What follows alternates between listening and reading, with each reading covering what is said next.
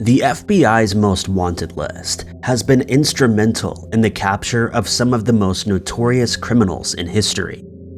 Some of the criminals on this list have been fugitives of the law for many years and may never be apprehended. Others who are not as lucky, however, have been tracked down and arrested, very often with the help of the public. Number 5. Since 1994, Eduardo Ravelo had formed relationships with cartel members who are considered to be among the top ranks in organized crime. Thanks to his connections with the Juarez cartel, he climbed to the highest rank of capo in the Barrio Aztecas, a Mexican-American street gang that was formed originally in the prisons of El Paso, Texas in 1986. He was wanted by the FBI for his involvement in the gang's money laundering, racketeering, and controlled substance activities in El Paso, as well as for his role in ending the lives of the United States consulate employee, Leslie Ann Catton, El Paso County Sheriff's Office employee, Arthur Riedels, and Jorge Ceniceros on March 13, 2010. Ravelo started living a life of crime in 2003, and he was indicted in 2008 and 2011, having been added to the FBI's Most Wanted list in 2009. He became only the second person from El Paso to ever be added. In an effort to find him, a reward of up to $100,000 was offered for any information leading directly to his arrest. Other efforts to spread information on Ravelo included social media publicity, video public service announcements, and digital billboards in the El Paso area. In a raid carried out at a house in Michoacan by the Mexican military and federal agents, he was taken into custody without a single shot ever being fired.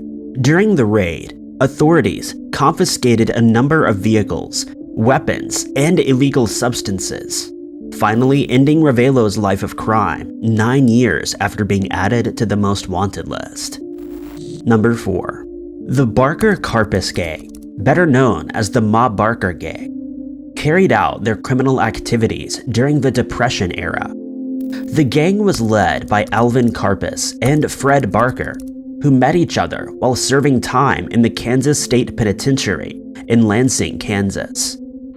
Shortly after both men were released, they were arrested again in Tulsa, Oklahoma, in June of 1931 for jewelry theft. Shortly after his arrest, Barker was transferred to Claremore, where he managed to escape. Karpis pleaded guilty to the robbery, but received only a 4-year suspended sentence. After he was released, he met up with Barker once again in Missouri, where Barker's mother lived on a farm that she rented. In the 8th of October, Barker, Karpis, and William Weaver were driving around Pocahontas in search for more places to rob. When they made a stop, so that Weaver could relieve himself, Manley Jackson, who was the town's marshal, spotted the car and wrote down the license plate number. But he was seen by the gang and ordered to their vehicle while a firearm was pointed at him. The gang drove him out of town and ended his life, effectively starting the true evolution of the Barker Karpis Gang. A month after the incident, they were involved in ending the life of Sheriff Roy Kelly from West Plains, Missouri, and the burglary of a string of stores in the same town. Thereafter, they traveled to St. Paul, Minnesota, where they met an experienced bank robber named Frank Nash. He would go on to accompany the gang on several more bank robberies between 1932 and 1935, with some of their hauls exceeding $250,000. They would also go on to commit 2 kidnappings, that of William Ham Jr. and Edward George Bremer, the president of the Commercial State Bank of St. Paul.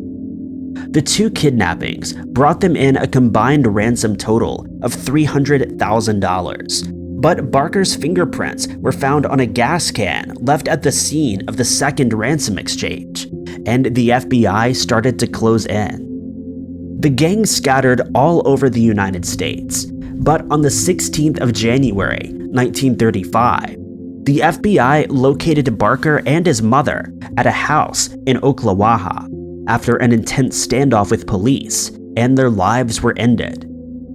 Karpis would continue to evade the FBI, but on the 1st of May, 1936, he was apprehended by agents and J. Edgar Hoover.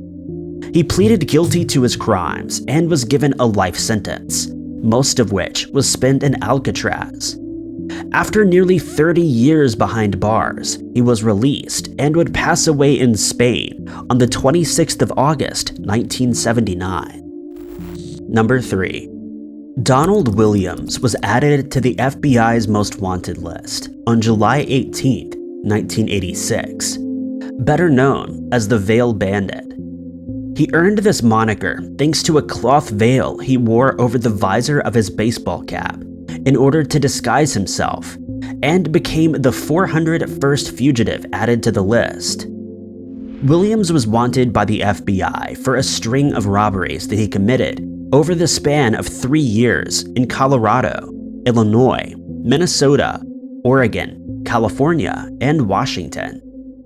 Williams, who had several previous convictions, violated the terms of his parole in Oklahoma after he was convicted of robbery in 1968. Before that, he was also convicted of larceny and burglary in 1952 and 1961, respectively. All in all, when he was finally arrested, he'd committed 34 bank robberies in total, with 15 of those taking place in the Los Angeles area.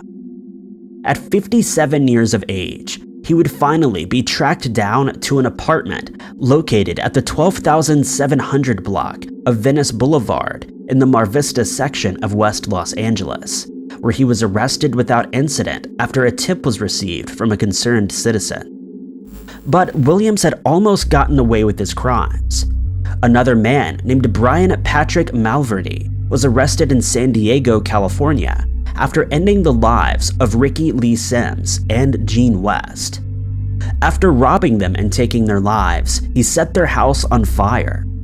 He was suspected by the FBI of being the Veil Bandit until Williams was eventually arrested. Number 2. Robert Durst grew up in Scarsdale, New York as the son of a real estate investor. He had 2 brothers and a sister, and when he was 7 years old, his mother fell from the roof of their home, ending her life. He would later claim that his father had walked him over to a window moments before, from where he witnessed the accident, though this was later refuted by his brother. The 2 brothers would later undergo therapy together, as they were embroiled in an intense sibling rivalry. The psychiatrist would report that Robert suffered from personality decomposition and possible schizophrenia. At school, he was described as a loner, but he would go on to earn a bachelor's degree in economics. He would eventually become a real estate developer in the Durst organization, though his brother was appointed to run the business, causing a rift between Robert and the rest of the family.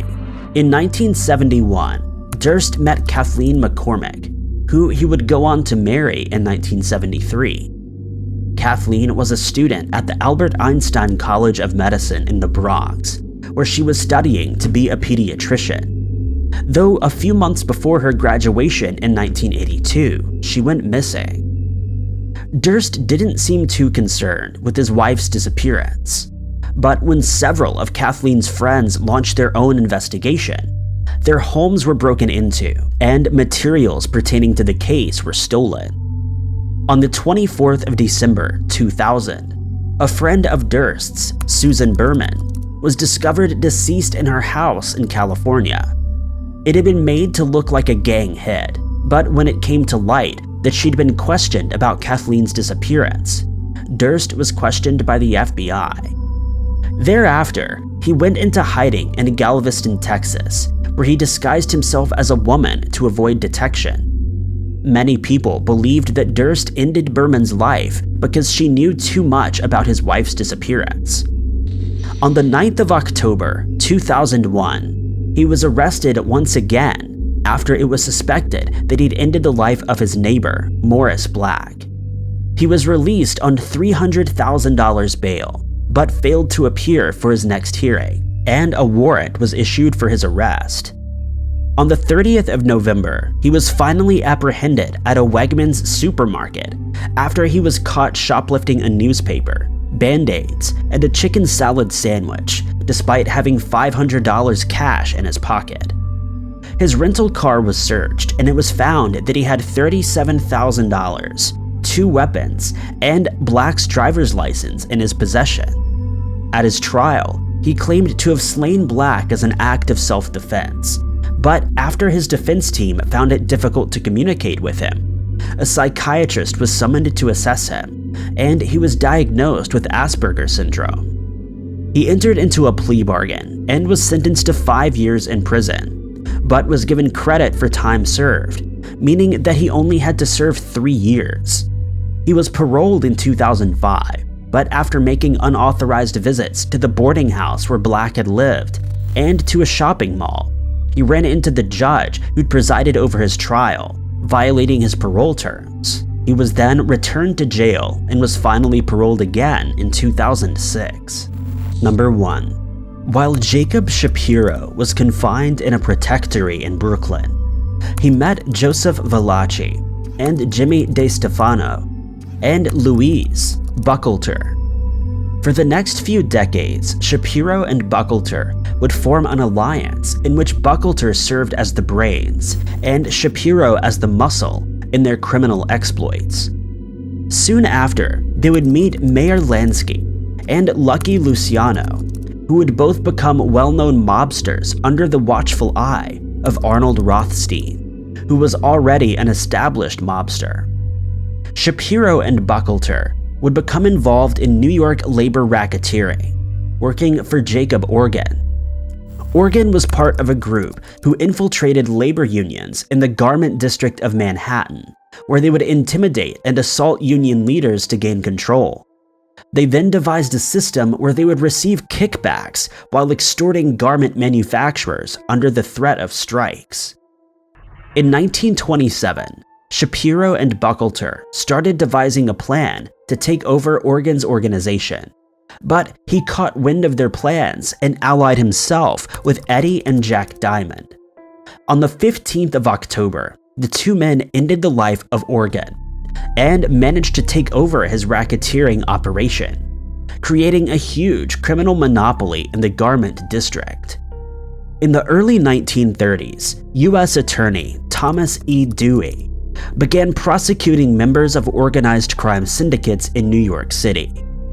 The mobsters became so concerned that Dutch Schultz asked the National Crime Syndicate to have Dewey done away with. Shapiro approved of the request, but Buchalter and the rest of the syndicate felt that it would go against mob tradition and turned down the plan, feeling that it would draw further attention from the FBI to their criminal activities.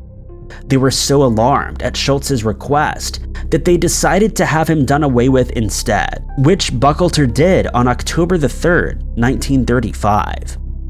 In October of 1936, Shapiro and Buchalter were convicted under the Sherman Antitrust Act and sentenced to 2 years in Sing Sing prison. Shapiro went into hiding for a full year, becoming one of the FBI's most wanted, but he eventually handed himself over to the FBI and was sentenced to 15 years in prison. While Buchalter was on trial in New York, he received a message from Shapiro, who at this point had not yet been caught. The note simply read, "I told you so," implying that the other two mobsters would still be free men had they gone through with the request of doing away with Thomas Dewey. Thank you guys so much for watching. If you like this video, be sure to click that like button. Also, don't forget to subscribe and click that notification bell to keep up to date with all of our future uploads. But I've been Ty Knotts, and I'll catch you guys in the next video.